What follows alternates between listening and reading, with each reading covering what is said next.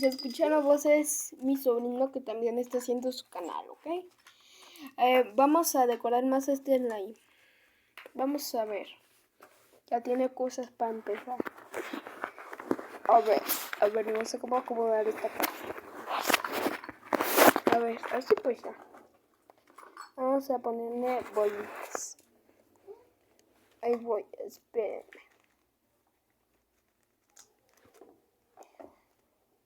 Adoramos.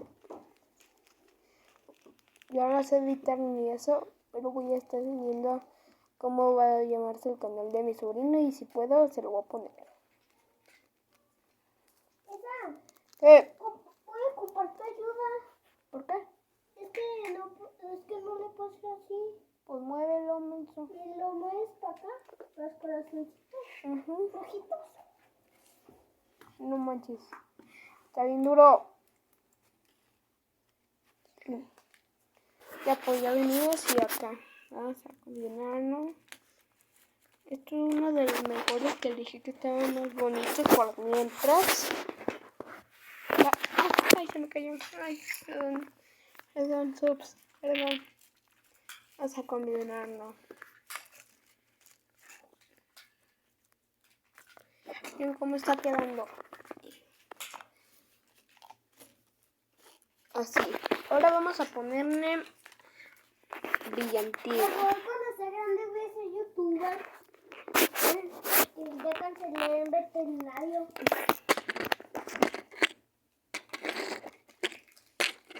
Ahí voy.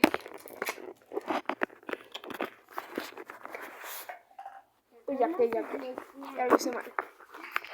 A ver, lo voy a intentar.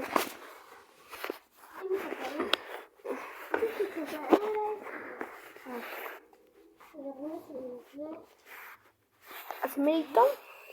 No. A ver. Me está costando mucho porque no sé cómo ponerlo. Me hace que así. Yo digo que así. Vamos a ponerlo con mucho cuidado y que no se me caiga celular.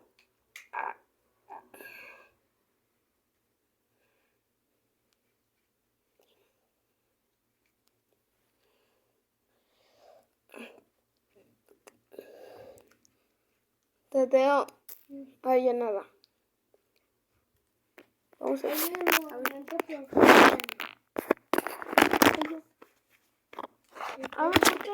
Perdón, es que se me cayó la brillantina.